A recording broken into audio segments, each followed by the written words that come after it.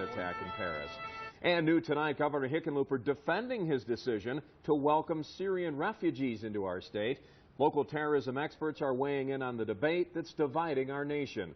Our Kelsey Kennedy live in studio tonight. So are Syrian refugees a threat to the security of Coloradans, Kelsey?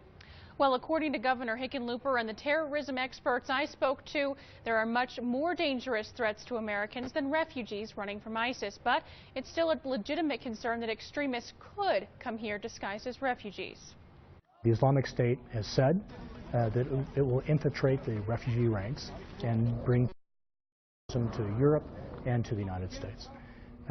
My counter-argument to that is there are other, easier vehicles to do that. Terrorism experts say there are faster, easier ways for ISIS to attack Americans using Americans, for example.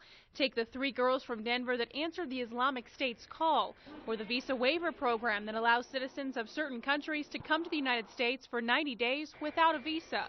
8 of the 9 Paris attackers were European and would have been granted entry to the United States. That means that if they were not on a radar of any intelligence agency, they could go sit on a plane in Paris, fly to any major city to the United States. Governor Hickenlooper argues turning refugees away could have a backlash. You're creating a recruiting pool for ISIS, right? If you're turning your back on people that had lost loved ones and sacrificed because they believed in our values, our way of life. He says governors should demand stringent vetting of Syrians seeking refuge in America. Right now, the vetting process takes 3 years or more before a refugee can legally come to the United States.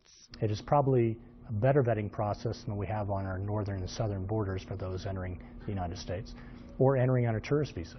According to RECA, we need to find the balance between security and being true to our American heritage. If we make our decisions based on fear versus on a rational approach that is thoughtful, meaningful, but also addresses the issues of our hearts, right, as Americans.